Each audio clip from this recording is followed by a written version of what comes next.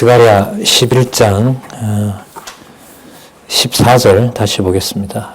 내가 또 연락이라 하는 둘째 막대기를 잘랐으니 이는 유다와 이스라엘의 형제의 의를 끊으려 함이니라. 자, 이거 좀 전에 설명을 드렸죠. 그래서 15절에 보면 우매한 목자의 기구를 취하라고 얘기를 합니다. 그러니까 목자가 기구를 잘못 써서 오히려 그 양들을 해치게 되는 그런 기구들을 표적으로 가지라고 얘기를 합니다. 자, 그게 뭘 의미하냐면은요, 이제 앞으로 한 370년 후에 이것도 이제 이루어질 일인데, 보라, 내가 한 목자를 이 땅에 일으키리니 그가 없어진 자를 마음에 두지 아니하며 흩어진 자를 찾지 아니하며 상한 자를 고치지 아니하며 강한 자를 먹이지 아니하고 살아야 될 자, 오히려 살찐 자의 고기를 먹으며 그 굽을 찢으리라. 이 말발굽까지 먹어치운다 이 말이니까요. 남기지 아주 혹독하게 다룬다는 거죠. 이게 이제 앞으로 우리 주석에도 나오지만은 이제 장차 그 헬라 제국의 안티오코스 4세가 와서 역사적으로는 뭐 그 사건 외에 다른 게 있을 수도 있겠지만 현지 기록으로는 그 이후의 역사 속에서 이렇게 이루어지게 됩니다. 그 틈에 17절에 화를 당하게 되는 자가 있어요. 양떼를 버린 못된 목자들이 있습니다. 그들에 대해서는 그 팔에 우편 눈에 이말이니 칼이 그 팔이 아주 마르고 그 우편 눈이 아주 어두우리라.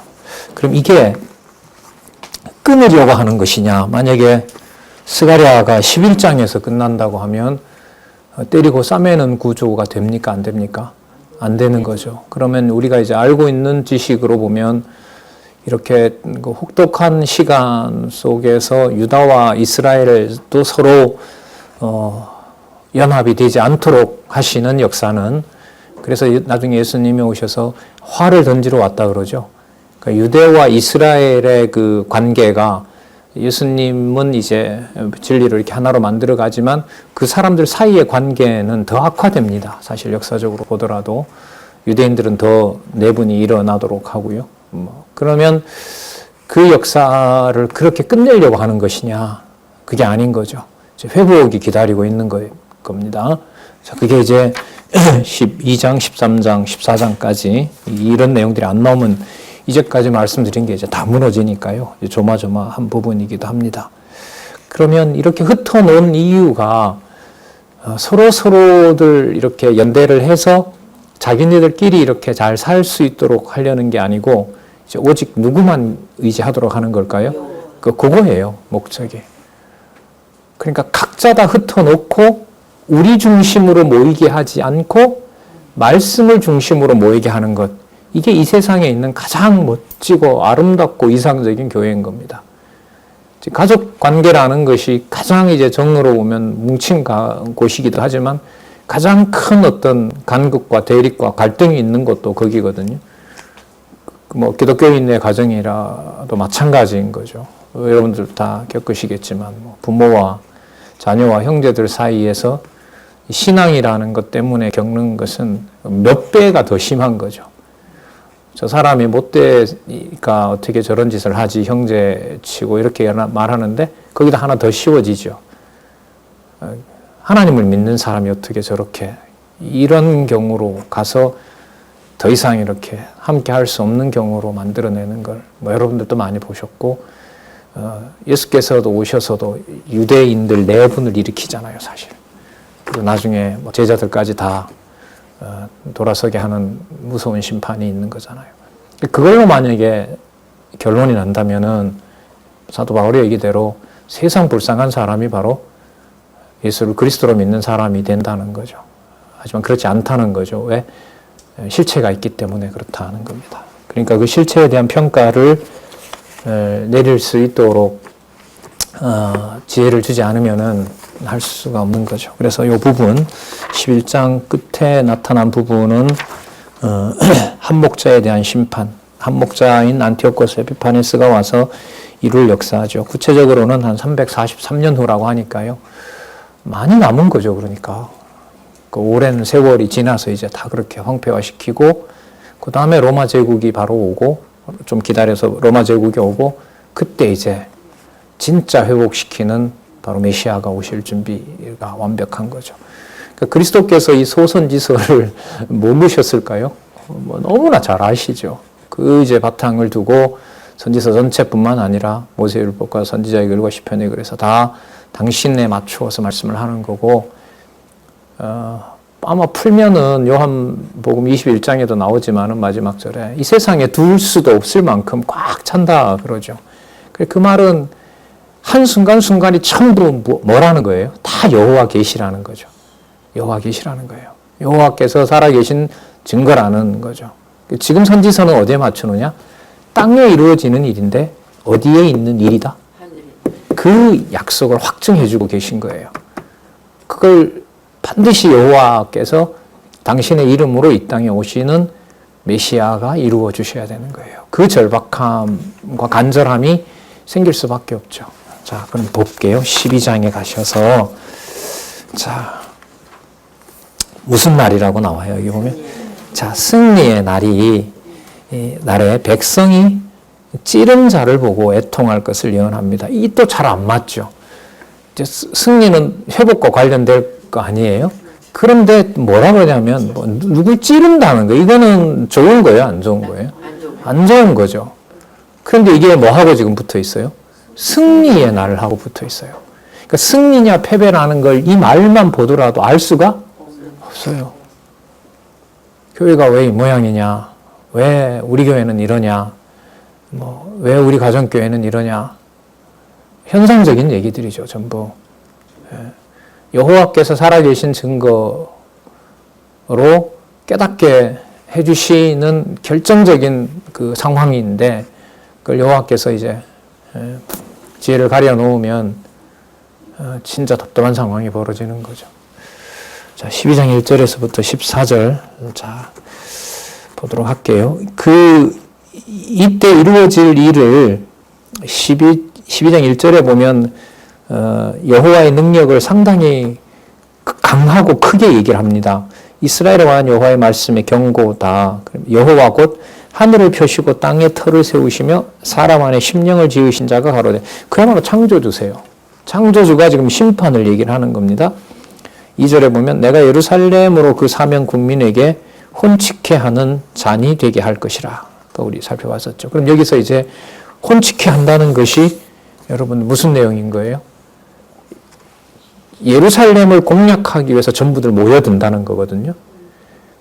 그 예루살렘을 공략하기 위해서 모여드는데 그 모여든 것이 예루살렘을 다 끝장내려는 것이 아니라 무슨 날이 되도록 준비하는 거죠. 승리의 날이 준비가 된다는 거예요. 자, 아까 3절에 한 거죠. 그날에 내가 예루살렘으로 모든 국민에게 무거운 돌이 되게 하고, 그러니까 만지러 오고 침략을 하러 왔다가 오히려 들 수 없는 돌, 오히려 그 돌 들다가 다치게 되는 그런 일이 된다는 겁니다. 그날이라는 말 많이 나오죠. 여기 보면 이게 확정되어 있으니까 그래요. 3절에도 나오죠. 그날이라고 나오고 4절에도 나오고요. 6절에도 나오고요. 8절에도 나오고요. 11절에도 나오고. 왜 다 나올까요? 그날이 분명하다는 거예요. 그게 다 확정되어 있다는 거예요. 자, 그리고 11장 끝부분 잘 염두에 두시면서 이제 보시기 바랍니다. 그러면 3절에 끝에 보시면 천하만국이 그것을 치려고 모이리라. 천하만국이 치려고 모여서 아까 11장 끝에 있던 대로 유다와 이스라엘의 의까지 다, 그 관계까지 다 끊어놓는다는 얘기예요. 그럼 왜 끊어놓으려고 하느냐? 다 죽이려고 그러는 것이냐? 그게 아닌 거예요. 4절에 보면 그날에 내가 모든 말을 쳐서 놀라게 하며 그 탄자를 쳐서 미치게 만든대요. 그러나 내가 유다 족속은 뭐라 그럽니까? 내가 돌아본대요. 그리고 모든 국민의 말을 쳐서 눈이 멀게 한다 그러고요. 5절에 보면 유다 두목들이 심중에 뭐라고 얘기를 하냐면 예루살렘 거민이 그들의 하나님 만군의 여호와로 말미암아 힘을 얻었다 할지니라. 다른 것이 아닌 오직 하나님 만군의 여호와로만 힘을 얻는다는 겁니다. 16절에 보면 그날에 내가 유다 두목들로 나무 가운데 화로 같게 하고, 여러분 나무 단을 모아놓고 화로 넣으면 어떻게 돼요? 활활 타죠. 그런 그 심판하는 그 주체로 삼아 주겠다는 겁니다. 힘있게 한다는 거죠. 그러니까 조금 전만 하더라도 그 대적이 와서 뭐 하는 거면 전부 다 진멸 당해야 될 처지가 되잖아요. 그리고 앞으로 보면 이제 그런 일이 이제 그 안티오코스를 통해서 일어난단 말이죠. 내려가면서 밟고 올라가면서 밟고, 좀 더 구체적으로 말씀을 드리면 안티오코스 에피파네스가 오기 전에도 북쪽 헬라와 남쪽 헬라가 싸움을 많이 합니다. 그게 여러분 이제 헬라 반도에서 일어나는 그 헬라인들 내에서 전쟁인데요. 그 전쟁의 역사가 수백 년 동안 이루어집니다. 그러니까 애굽으로 치러 내려갈 때는 내려오는 셀루커스 군대가 그 예루살렘을 밟고 올라가고, 그 다음에 남쪽에 있는 그 프톨레마이오스 왕가, 프톨레미 왕가는 저 북쪽으로 가기 위해서 올라올 때 다시 또 밟고 지나가고, 그러니까 이게 수백 년 동안 진짜 차근차근 밟히는 겁니다. 그런데 그게 무슨 과정이 된다는 거죠? 대적들을 다 불러 모아서 유다를 끝장내려고 하는 형태로 만들어 간다는 거예요. 그런데 그게 바로 뭐와 관계가 되느냐? 패배의 날이 아니라 승리의 날이라는 거예요. 여호와께서 승리를 하게 하시는 날이라는 거예요. 그러니까 여러분 이런 거죠. 시간으로 보면 알렉산더가 330년에 죽으니까요. 한 300년경부터 이 안티오코스 에피파네스가 올 동안 초기에만 조금 평안했었지. 알렉산더 당시 초기에만 했지. 금방 그 왕이 죽거든요. 그래서 한 300년경부터 시작을 해서 165년이니까 뭐예요? 100년 동안은 계속 자기네들끼리 싸워요. 헬라 제국 내에서 서로 이렇게 지배를 하려고. 원래 네 나라였는데 두 나라는 그냥 없어져 버리고요. 두 나라가 패권을 쥐고 이제 오르락내리락 하면서 싸우는데 그 땅이 바로 중간에 예루살렘이 있는 거예요. 이스라엘이 있는 거고. 그러니까 황폐화되는 거죠. 그야말로 수백 년 동안. 그 다음에 이제 이른바 마카비 가문이 등장하는데 그 역사적 사실들을 기억을 하시면 됩니다. 자, 6절이죠. 그날에 내가 유다 두목들로 화로가게 한다 그러고요. 7절 한번 볼까요? 6절 끝에 보시면 예루살렘 사람은 다시 그 본 곳 예루살렘에 뭐 한다고요? 거한대요. 온다 그러잖아요. 여러분 실체 염두에 두셔야 돼요. 여호와가 먼저 유다 장막을 구원하리니 여기 보시기 바랍니다. 이는 다윗의 집의 영광과 예루살렘 거민의 영광이 뭐보다가 더하지 못하다? 유다보다 더하지 못해요. 다윗 가문이 아니에요. 다윗 가문은 아니에요. 자, 여기서 이렇게 나중에 나옵니다만은 모든 단계들이 업그레이드가 됩니다. 무슨 뜻이냐면 모형이 전부 뭐로 바뀌어요? 실체로 바뀌는 것이 승리의 핵심입니다. 다시요. 이방 대적들이 쳐들어와서 전부 이제 양들을 다 흩어놓고 다 짓밟고 내부에는 배신자들이 생기고 나라 분열까지 일어나는 건데 그 모든 대적들이 오는 광경이 패배를 위한 것이 아니라 뭘 준비해 놨어요? 여호와께서 지배하시는 승리를 만들어 놓은 거예요. 그러면 승리의 상징이 뭐냐면 유다와 예루살렘 사람이 아니라 다윗 가문이다. 예루살렘에 우리가 살고 있다. 그 범위에 한정되질 않아요. 그걸 더 업그레이드 시켜줘요. 다윗 가문이 가지고 있는 자부심이 단지 이 땅의 다윗의 후손이다라는 것으로 만족하지 않고 어디로 끌어올려 버려요? 하늘나라로 끌어올려 버리는 거예요. 지금 여기 보면 그게 나와요. 자, 그러니까 일단 유다 장막 전체가 뭐가 되냐면 다윗과 예루살렘까지 지위가 된다는 거예요. 그러니까 온 땅이 무슨 땅이 돼요? 거룩한 땅이 되는 거죠. 어디에 공급을 받는? 하늘에 하나님의 신으로부터 공급을 받는 땅이 되고, 그러면 모든 땅이 뭐가 될까요? 거룩한 땅이 되고, 모든 유대인들의 그릇이 거룩한 게 되고, 그리고 모든 유대 땅이 누구를 섬기는 성전이 돼요? 여호와를 섬기는 성전이 되고, 그 유대 땅에 함께했던 이방인들이 유대인들이 사용하는 그릇을 가지고 여호와를 섬기는 일이 돼요. 그게 바로 누가 올 준비냐면 메시아가 오실 준비라고 말라기에 가면 또 나오는 거예요. 그럼 그 오기 전에 바로 하나님께서 또 한 번 지금처럼 선지자를 보내서 백성들의 마음이 하나님 아버지께로 돌아오는 일들이 벌어져요. 그 일을 누구를 통하여 하냐 하면 바로 세례 요한을 통해서예요. 그래서 세례 요한은 마지막 선지자로 왔다는 건 여러분들이 아시는데, 선지서를 알게 되면 마지막 선지자로 왔다라고 하는 것이 선지서에 기록되어 있는 말씀을 이루려고, 그러니까 누구의 자녀로, 신령한 자녀로 만들어 놓기 위한 중기 작업인 거죠. 선지서에 약속되어 있는 대로 신령한 하나님의 자녀로, 그 유대 땅에 사는 것으로만 그 명분이 있는 게 아니에요. 그것 가지고는 명분이 안 돼요. 누구에게 돌아와야 돼요? 아버지께로 참으로 돌아와야 돼요. 그 첩경을 평탄케 하는 자로 세례 요한을 보내는 거예요. 그래서 말라기의 세례 요한이 나오는 거예요. 말라기의 세례 엘리야를 보낸다 그러죠. 난 세례 요한인데 왜 그 엘리야를 보낸다는 얘기가 나오냐. 지금 이런 과정 때문에 그래요. 선지자를 보내서 땅이 모두 끝난다라고.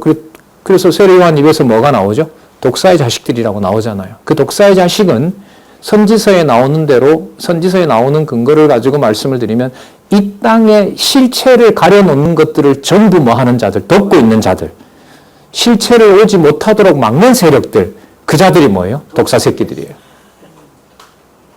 화가 나서 세례 요한이 만든 말이 아니거든요. 그거는 그 말로는 해결이 안 돼요. 선지서의 바탕을 둬야지 그 말이 설명이 될 수 있어요.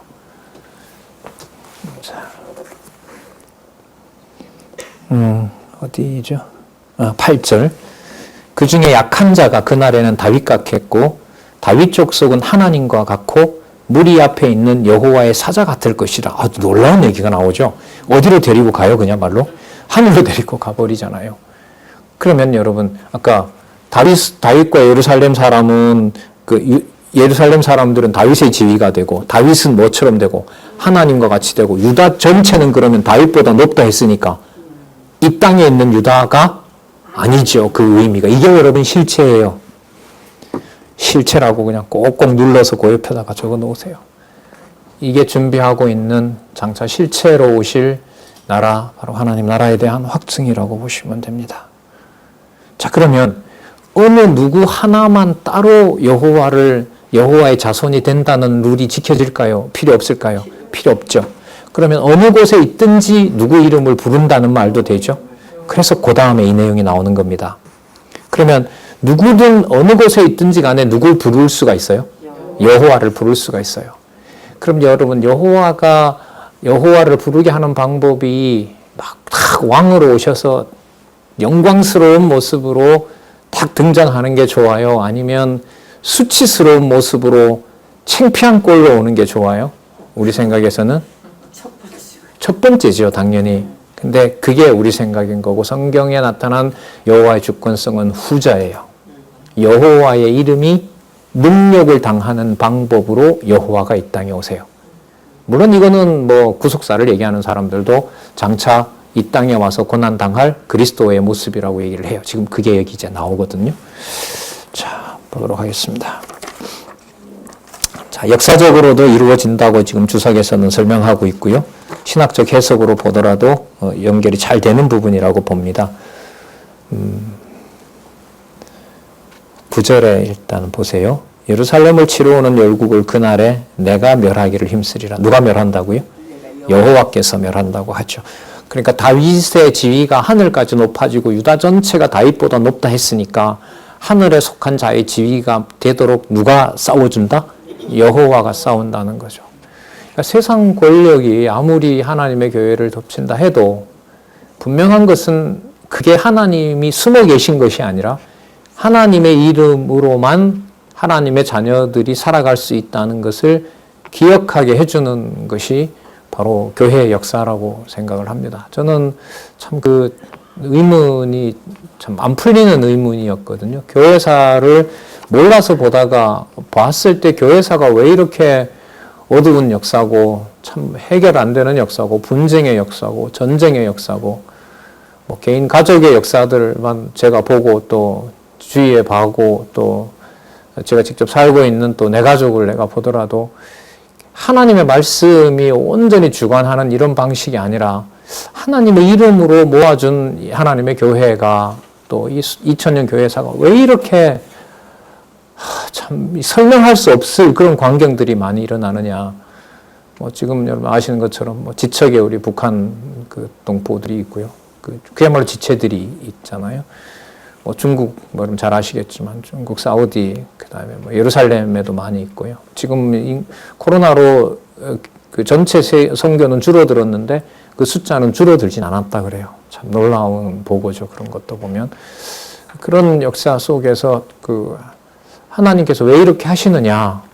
근데 지금 이 실체와 관련된 약속을 분명히 이렇게 읽어보게 되면 거기에 이제 선명하게 이제 드러나죠. 여호와의 승리라는 것은 여호와의 백성이 당하는 뭐와 관련된다?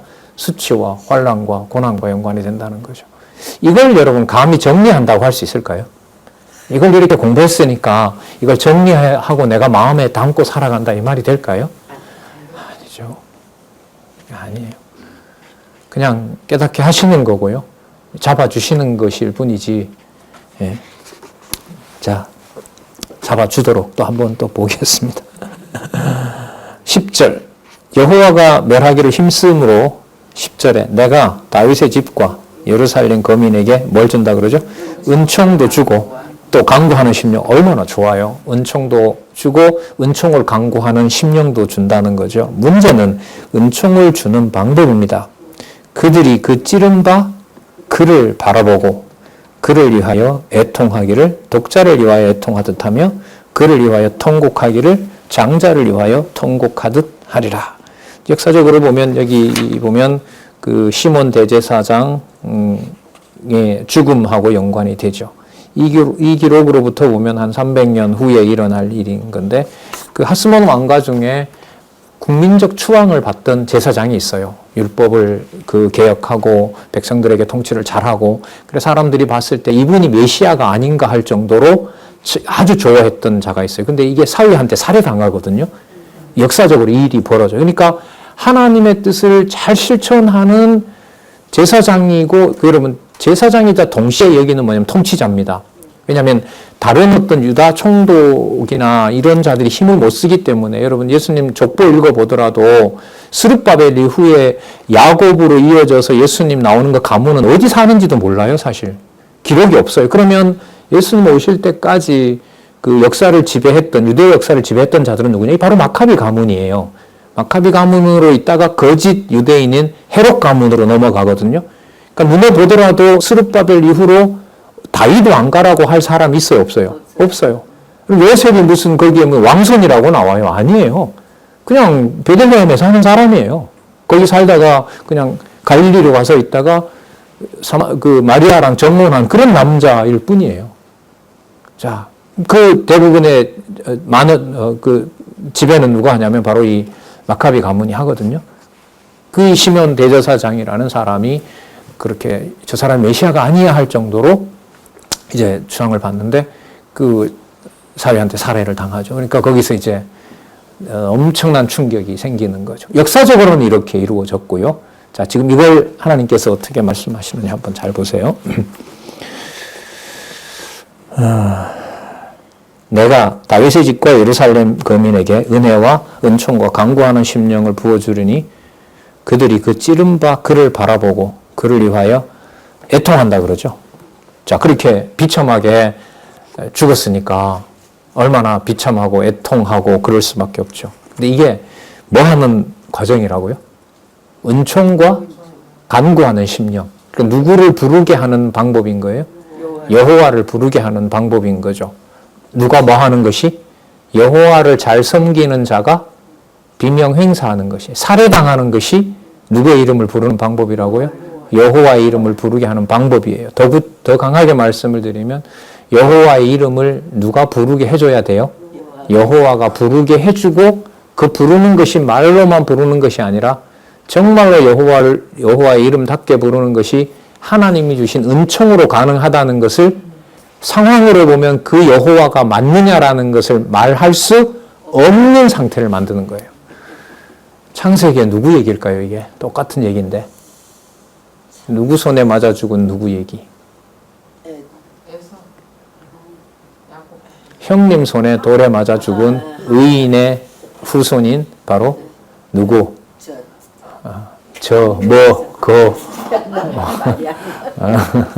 아벨이라고 들어보셨습니까? 가인이라고 들어보셨습니까? 예, 가인의 손에 맞아 죽은 아벨이 아벳 대신에 셋을 주고 셋을 줬는데도 사람들이 여호와 이름을 안 불렀고 비로소 에노스를 주니까 비로소 뭐라고 불렀더라? 여호와라. 그러면 거기도 분명히 나오죠. 여호와 이름을 여호와 이름답게 부르도록 누가 하세요? 누구 방법으로 하세요? 똑같아요, 이거랑. 똑같아요. 이것도 똑같아요.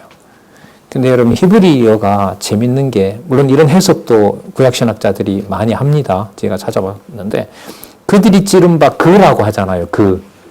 이 대명사가요, 히브리어의 대명사가 표시를 해놓으면 난지, 나와 그가 1인칭과 3인칭의 대명사 표기가 같아요. 그럼 해석이 어떻게 번역이 되냐면 그들이 찌른 바 누굴 본다? 나를 본다 이렇게 돼요. 그러니까 누구를 찌른 게 되죠 이게? 은총을 주는 누구를 찌른다? 여호와를 찌른다라는 말이가 성립을 해요. 그래서 여기에 부속사와 관련된 많은 해석들이 있습니다. 완전히 틀렸다고는 생각하지 않아요. 그런데 제가 지금 기억은 안 나는데 이 대명사가 1인칭과 3인칭이 같이 들어가 있는 부분들이 여러 부분이 있습니다. 제가 어디 메모를 했는데 기억이 잘 안 나요. 그러니까 이 표현으로 보면 역사적 사건으로 보면 시몬이라는 대제사장의 안타까운 죽음과 관련되는 건데 그게 지금 이 말씀에 의한 약속과 연관을 시키게 되면 하나님의 은총답게 하는 누구의 주권적인 방법인 거죠. 여호와의 주권적인 방법인 것이고 그게 누구를 찌른 일이 된다는 거죠. 여호와의 말씀을 잘 가르치는 바로 여호와의 말씀을 안내하는 자를 찌른 그 사건이 누구를 찌르는 일? 여호와 자신을 찌르는 일. 그럼 이건 장차는 누구 얘기가 맞아요. 진리의 말씀을 잘 전하고 은총이 무엇인지를 선포하는데 은총을 간구하게 하는 방법이 메시아가 모든 것을 장악하는 것이 아니라 뭐 해버려요? 이방인의 힘을 빌려서 유대인들에 비해서 무슨 말까지 나오죠? 죽이고 싶으니까.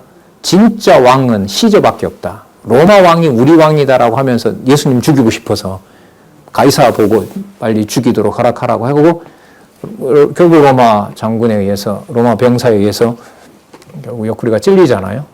그렇게 이제 돌아가시는 그리스도의 희생하고 물론 무관하진 않죠. 무관하지 않죠. 그래서 지금 이게 그 은총과 강구하는 심령까지는 좋은데 그 이루는 방법으로 보면 누구 이름을 누가 마음대로 못 불러요? 여호와의 이름을 누가 부르게 해야만 돼요? 여호와께서 부르게 하셔야만 가능해요. 그냥 여호와 이름만 툭 부르고 이런 게 아니에요. 그러니까 땅에서 여호와 이름을 망령되이 건성건성으로 부르는 것을 없애겠다는 거예요, 하나님께서는. 그러면 내 마음대로 마음만 좀 고쳐 먹으면 그게 되는 것이 아니다라는 겁니다. 당신이 당신 목숨을 내줘야 진짜 여호와가 나를 위한 아버지가 맞다는 사실을 인정하게 된다는 거죠. 그죠? 이제 이런 부분을 부속사에다가 맞춰버리면 이렇게 하나님께서 우리를 사랑하셨다라는 걸로만 보면 이게 엄청난 왜곡과 축소와 왜곡이 일어나는 거죠. 이 맥락하고는 상관이 있어져요? 없어져요? 없어져요. 없어져요. 하나님의 심판과 이런 것하고는 다 없어져요. 자, 좀 더 볼까요? 애통하는 것이 여호와의 은총을 간구하는 거예요. 은총을 간구한다는 말은 누구 이름을 부르게 한다? 여호와 이름을 부르게 하신다. 그런 것과 연관이 됩니다. 예를 들어주죠. 11절에 그날에 예루살렘에 큰 애통이 있으므로 무기또 골짜기 하다드림몬에 있던 애통과 같아. 이거는 잘 아는 요시야 왕이 그 애국 군대를 치러 갔다가 안타깝게 죽잖아요. 개혁을 너무나 잘했던 요시야 왕인데 그야말로 말씀으로 그 개혁을 했던 유다 멸망 직전에 바로 그 왕이었는데 그 왕이 안타깝게 죽잖아요. 그 상황과 나중에 이제 그 시몬 대제사장의 사건이 뭐예요? 비슷한 경우가 된다는 거죠. 그 일을 지금 여기서 이제 예언을 하고 있습니다. 자, 여기서 이제 잘 보시기 바랍니다. 그 사람이 죽었던 일을 슬퍼하려면 과거 방식대로 본다면은 하나님한테 속건제를 드리든지 속죄제를 드리든지 그 누구한테 와야 되냐면 제사장한테 와야 되죠. 근데 우리 아까 그 11장에서 봤지만은 이미 누구와 누구를 다 흩어놨어요. 유다와 이스라엘을 다 흩어놨어요. 그러니까 각자 다 누가 되는 거냐면 여호와의 은총을 모두가 받는 거죠. 아까 은총을 받았는데 받은 그 받은 성질이 아까 전부 다 뭐 됐다 그랬죠? 제가 아까 업그레이드 됐다 그랬죠. 지상에서 어디로 다 옮겨놔 버렸어요? 하늘로. 그러니까 예루살렘 백성들은 다윗과 같은 지위가 되고, 다윗은 하나님의 사자가 되고, 그 다윗보다가 유다가 더 크다고 했으니까 유다 전체 백성이 어디로 간 거죠? 하나님의 사자와 같은 하나님의 아들이 된 거란 말입니다. 그러니까 땅의 어느 곳에 있다 하더라도, 예루살렘에 살지 않더라도 유다 땅의 어딘가에 있다면은 그 남은 자는 누구 자녀가 돼요? 하나님의 자녀. 어디에 속한? 하늘에 속한. 그리고 그 자리가 누구를 부르는 자리가 되냐? 여호와를 부르는 자리가 되는 겁니다. 자, 그래서 은총을 받은 자가 이 안타까운 장면을 보고 자기가 있는 곳에서 자기가 부르는 것으로 누구를 생각하게 만든다? 여호와를 생각하게 만든다는 거예요. 그래서 따로따로 온다는 말이 여기에 나오는 거예요. 이해되세요? 따로따로 울게 되는 거예요. 왜? 자기가 우는 그것이 하나님이 받아주시는, 하나님이 주신 은총으로 슬픈 마음을 가지고 누구를 기억하는 자리가 되니까, 여호와를 기억하는 자리가 되기 때문에 그래요. 볼게요. 12절. 온 땅 각 족속이 따로 애통하되, 다윗의 족속이 따로 하고 아내들이 따로 하고 나단의 족속이 따로 하고, 나단은 여러분 나중에 누가복음에 가면 나오죠. 그 나단도 다윗의 아들입니다. 예. 솔로몬의 동생일까 그럴 거예요 아마. 자, 이것도 좀 신학적으로 제고할 필요가 있는데요. 어쨌든 무슨 틀은 아니에요. 다윗, 솔로몬 이런 열왕 체제가 아니에요. 각자 따로 각각 다 여호와의 자녀가 된 거고 은총을 받은 자들이 되는 거예요. 13절 레위 족속이 따로 하고 아내들이 따로 하고 시므이 족속이 게르손 자손의 후예죠. 대제사장 따로 하고 그 아내들이 따로 하며 모든 남은 족속도 각기 뭐예요? 따로 해요. 그 아내들이 따로 해요. 남자 여자가 한 몸으로 각자 그냥 누가 대표성이 있는 게 아니에요. 각자 다 하나님 앞에서 하나님의 은총을 깨닫고 하나님의 은총 가운데 그 은총을 전하는 자가 죽음으로 반드시 슬퍼하게 되어 있어요. 그러면서 누구의 은총에 대해서 간구할 수밖에 없어요? 여호와의 은총이 유지되기를 간구할 수밖에 없어요. 그 간구한다는 말은 뭐냐 하면 은총을 준다고 했는데 은총을 주는 자가 사라졌다면 하나님, 은총을 주신다고 했던 하나님은 여호와가 아니지 않습니까? 그러면 간구가 생기죠. 은총을 주신다고 했으니 은총을 꼭 주시기 바랍니다. 이렇게 기도가 안 생길 수가 없는 거죠. 그래요. 12장에 바로 이 내용이 11장하고도 관계가 된다. 저는 이렇게 봐요. 이 진짜 논리적인 책이에요. 성경은. 하나씩 이게 뭐 시간이 좀 그래서 그렇지 나중에 좀 시간 구애를 받지 않고 개념 하나하나씩 다 뜯어도 다 연관이 된다고 좀 봐요. 예수님이 그렇게 말씀하셨으니까.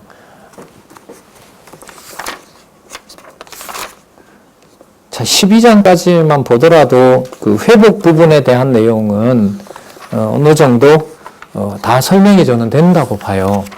근데 자, 아까 은총을 주신다고 그랬죠. 은총을 주신다고 했다면은 13장, 14장 제목을 여러분 한번 보시면 6662페이지 뭐에 의한 회복이 연결이 되죠? 사제가 연관이 되죠. 아까 뭘 준다고 하셨으니까 은총을 주신다고 했기 때문에 자, 그러면 은총을 주신다는 아까 방법이 누구 방법이었어요? 아까? 그 우리가 이렇게 막 기쁘고 환호하고 이게 아니었죠. 뭘 본다고요? 여호와의 은총을 전하는 자를 찌른 자를 본다고 했으니까. 그 내부에 뭐가 일어나는 거죠? 배반과 반역이 일어나는 거죠. 그걸 여호와를 찌른다라는 의미도 같이 함축하는 나중에 이제 그리스도가 오시는 것하고도 관계가 되는 겁니다. 자, 그러면 사죄를 하신다고 했으니까 죄를 뭐 하는 거예요? 사해해 준다는 얘기 아니에요. 그럼 여러분 돌아오게 하려면 많은 자가 돌아오는 게 좋습니까? 소수만 돌아오는 게 좋습니까? 많은 자죠. 근데 아니에요. 또 이게 아니에요. 아니에요. 그 제목을 한번 그 요약을 한번 보시기 바랍니다. 13장 1절에서부터 19절에 보면 죄와 더러움을 씻어 뭐만? 3분의 1만 백성을 삼아요. 그럼 3분의 1은 어떻게 한다는 걸까요? 멸하는 거죠. 그러니까 뭘 묻는 거냐 하면 찌른 자들 중에 악한 자들이 있는데 그들을 다 용서함을 받는 자가 아니라는 거예요. 아니라는 거예요. 그 중에 3분의 셋 중에 둘은 심판한다는 거죠. 자, 그렇게 연결이 됩니다. 그래서 13장 1절에 그날에 죄와 더러움을 씻는 셈이 다윗의 족속과 예루살렘 거민을 위하여 열리리라. 열어줬죠? 어느 정도로 열어줬어요? 지위를 땅에 있는 지위가 아니라 하늘에 있는 지위로 열어놨죠. 신령한 지위, 그야말로 우리가 말하는 그림자가 아닌 실체의 백성으로 지금 만들어 놨습니다. 그리고 죄와 더러움을 씻는 셈이 나타난다고 그래요. 여러분 에스겔 맞죠? 에스겔 40장 이후에 보면 그 성전 문지방에서 물이 나와서 온 국토를 전부 풍요롭게 하는 사계절 겨울까지 그 생명과가 열리는 풍요로운 과일이 열리는 그게 이미 나왔기 때문에 지금 13장 1절에 셈이라고 하는 것, 나중에 요한복음에 예수님께서 생명수 얘기하는 것하고도 물론 관계가 있지만은 일단 앞부분에 나타난 바로 그 에스겔 47장 1절에 나오죠. 그 말씀들을 일단 염두에 두셨으면 좋겠고요. 아까 다윗 족속과 예루살렘 거민의 지위는 이미 어디에 올라가 있어요? 하늘에 올라가 있는 거예요. 자, 만군의 여호와가 말하노라. 그날에 내가 우상의 이름을 당연하죠. 이 땅에서 끊어서 기억되지 못하게 할 것이니 이 땅에 있는 거짓 지도자들을 두면 되겠어요? 안 되겠어요? 안 되는 거예요. 그래서 거짓 지도자는 부모 손에도 죽인다고 얘기를 해요. 빨리 곤란해서 빨리 없애버려야겠죠. 자, 그리고 거짓 예언자들이 막 숨긴 데도 필요 없어요. 전부 다 드러나게 돼요. 자, 그럼 여기서 아까 3분의 2를 죽이고 3분의 1만 남겨놓는 방법은 당연히 누구 방법대로 하실까요? 여호와의 방법대로 하잖아요. 그러면 어떻게 하냐면 거짓 선지자들이 전부 여기서 이제 척결한다고 하잖아요. 근데 거짓 선지자들에게 유혹되게 해요. 거짓 선지자들을 유혹되게 해서 그들을 따라가게 하면서 3분의 1을 죽이는 거예요. 그리고 그 거짓 선지자들이 따라가지 않는 3분의 1이 남아요.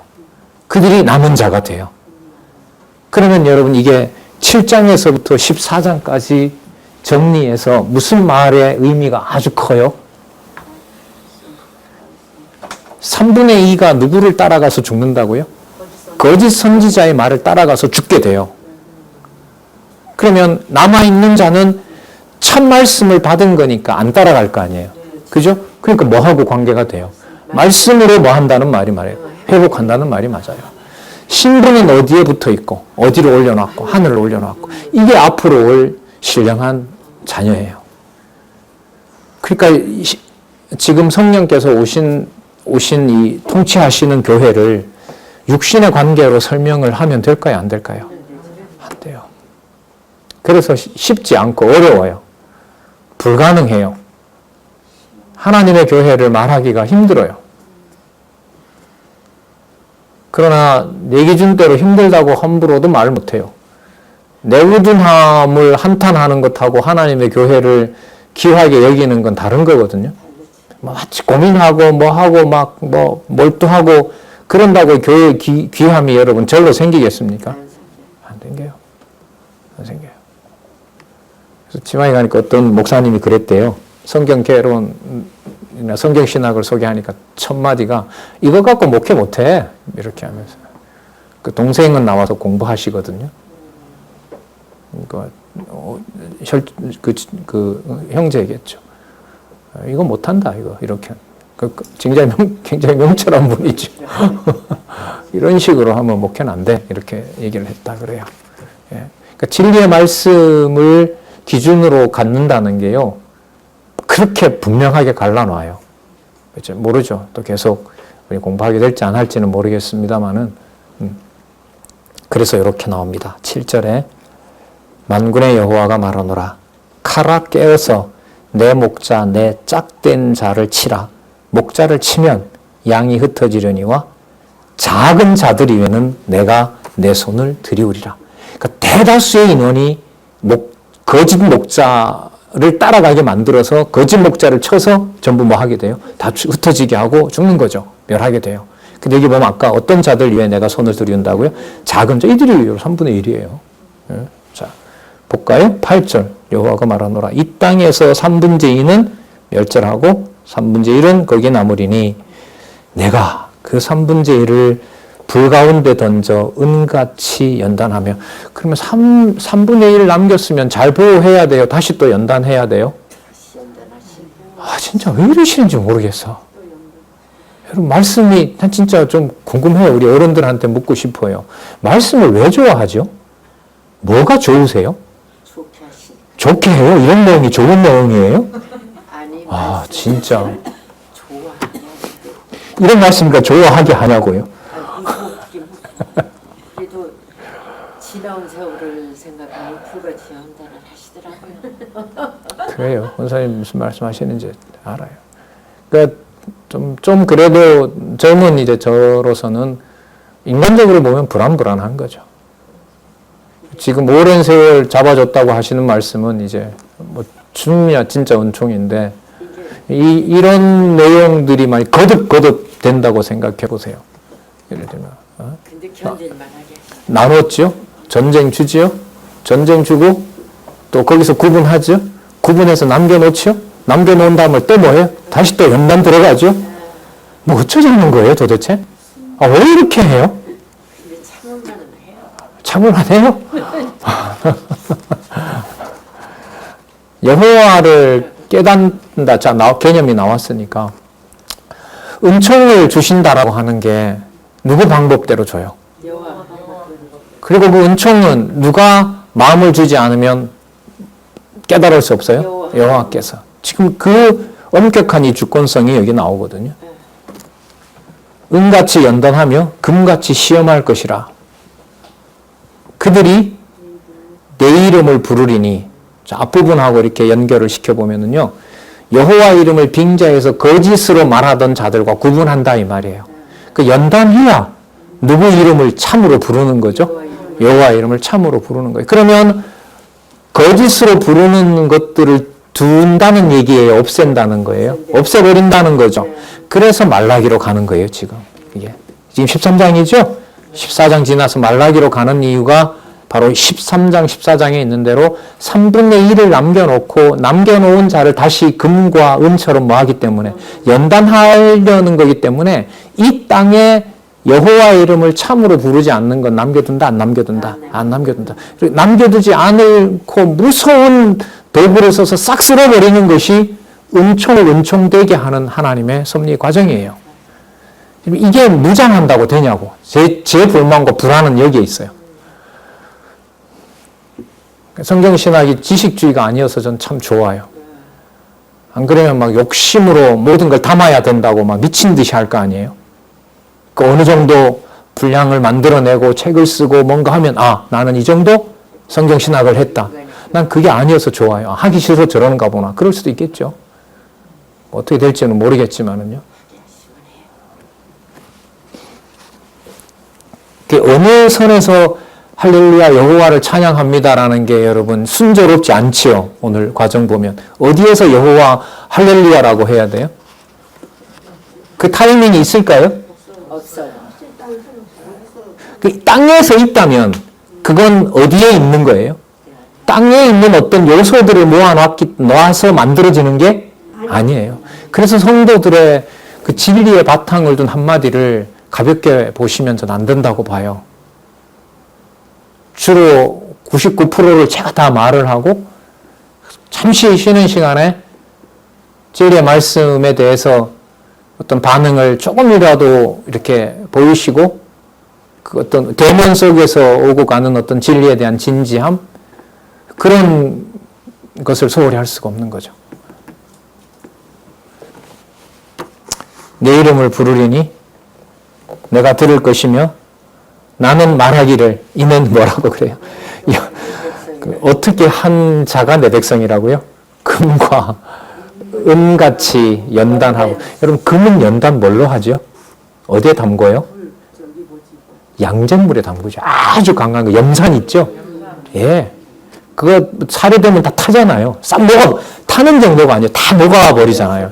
거기다가 넣어요. 금 재련할 때. 이런 비유를 써서 가르쳐 주시는 거 진짜 겁나죠? 할 것이요 그들은 말하기를 그때 가서 뭐라고 불러요? 여호와는 내 하나님이라. 여호와는 내 하나님이라. 여기에 이제 할렐루야가 나와요. 그러니까 할렐루야가 나오게 하죠. 맞죠? 여호와를 내가 부르는 게 아니라 여호와를 할렐루야라고 찬양할 수 있는 것을 부르게 하시는 거죠. 예. 그러니까 하여튼 호크마 하우스에서 저도 한 10년 이렇게 지나가고 있는데 여러 가지 일들을 보면서 여호와라는 개념이 먼저 생각이 나서 여러 가지 사태들을, 여러 가지 상황이나 일들을 볼 수 있는 부분을 참 꽤 많이 봤어요. 감사한 거죠. 그러나 하나님께서 그 생각과 지각을 버려두면 잠시 전까지만 하더라도 여호와 하나님의 이름을 믿는 것 같지만 순간 뭐가 돼요? 사단의 자식, 욕심으로 흘러가게 되는 것도 또한 드러나는 거죠. 그러니까 지혜 관리자는 누구예요? 호크마 하우스의 관리자는 시설장이죠? 아니, 여호와세요. 여호와세요. 진짜 호크마라는 지혜를 지혜답게 하는 분은 여호와임에 분명해요. 그걸 지금 여호와께서 이렇게 하시고 계신 거예요. 자, 그럼 14장에 뭐로 이 회복을 마무리할지 참 좀 두근거리는 마음으로 가서 살펴보도록 하겠습니다. 그러면 여러분 이제 간구하는 심령을 준다면은 간구가 하나밖에 안 남았어요. 하나님 우리 합니다, 못합니다. 못합니다. 그러니까 여호와께서 다 해주십니다. 또 해주셔야만 됩니다. 그게 여러분 14장이에요. 그래서 말라기 가면 그래, 그렇기 때문에 제가 그렇기 때문에라고 했죠. 그렇기 때문에 지상 위에서 더럽힌 것들을 하나도 남기지 않고 내가 다 없애줄게. 그리고 내가 내 언약의 사자를 먼저 보내고, 내 그 엘리야를 먼저 보내고, 그 다음에 언약의 사자로 내 이름으로 내가 가겠다. 이렇게 딱 마무리가 돼요. 그리고 아브라함과 다윗의 자손 예수 그리스도의 세계라 이렇게 시작하는 거예요. 마태복음 1장 1절에. 예. 이 확인은 소선지서 이렇게 정리하고 대선지서서부터 다시 와서 마태복음 1장 1절로 가는 준비를 또 한 번 또 할까 해요. 자, 14장 1절 한번 보면은요. 14장 1절에서부터 11절 열국을 치고 이제 열국을 누가 칠까요? 당연히 여호와께서 치시겠죠. 그러니까 여호와께서 열국을 치고 예루살렘으로 아까 예루살렘에 뭐 얼마가 남았다고요? 3분의 1. 자, 그러니까 3분의 1 남은 예루살렘을 회복시켜서 어떻게 한다? 보호해준다. 누가요? 여호와께서. 본문에 가면 내가 왕이 되어서 이렇게 얘기합니다. 여러분 제가 지금 이 요약을 읽어나가는 방식을 잠시 설명을 드렸는데 자, 앞부분의 내용이 이제 요약이 됐잖아요. 그럼 여기서 열국을 치고 이랬을 때 누가 친다는 게 나왔죠? 그럼 거기다 붙여서 읽는 거예요. 여호와께서 열국을 치고 예루살렘으로 회복시키는데 구체적으로 앞부분 나왔으니까 얼마를? 3분의 1 남은 백성을 어떻게 연단한? 금과 은으로 몹시 힘들게 연단한 바로 그 백성을 회복시켜서 니들이 알아서 보호를 잘해라가 아니라 여호와께서 보호하신다. 이렇게 요약을 읽어가는 거예요. 요약을 읽어간다는 것은 본문의 바탕을 두면 앞부분의 내용이 그 다음 요약에 와서 살이 살살 붙으면서 쭉쭉쭉 읽어나가요. 그걸 성경 강론집은 몇 절에서 몇 절부터까지 또 다 풀어놨어요. 거기서 공부하는 방법이에요. 예를 들면은 방법을 하나 알려드리면 6663페이지에 가시면 자, 한번 따라와 보시겠어요? 6662페이지에 가시면 자, 13장 1절에서부터 9절이 뭐냐 하면 죄와 더러움을 씻어 3분의 1만 백성 삼을 것을 예언하잖아요. 자, 그걸 말씀하기 위해서 자, 6663페이지 1절에서부터 6절은 죄와 더러움을 씻는 샘이 열리고 우상과 거짓 선지자를 제할 것을 예언해요. 좀 더 구체화됐죠? 그러니까 3분의 1의 백성을 남기려고 어떻게 하냐? 우상과 거짓 선지자를 제하세요. 자, 그 다음 넘겨보세요. 6664페이지 7절에서부터 9절은 근데 그 목자들을 치면 아까 3분의 1을 남겨놔야 되니까 목자를 치면 양들이 흩어지고 3분의 1만 시험하여 백성 삼을 것을 얘기를 해요. 그러면 이제 14장 1절에서부터 11절 읽는데 저 풍부해졌어요. 열국을 치고 누가? 여호와께서 얼마를 남겨놓으려고? 3분의 1을 남겨놓으려고. 그리고 회복시키고, 회복은 여러분 아까 13장 같으면 무슨 말이 나와야 돼요? 회복의 내용이 뭐였죠? 은총이라고 그랬잖아요. 은총. 은총이고 누구를 간구하는 심령을 준다 그랬어요.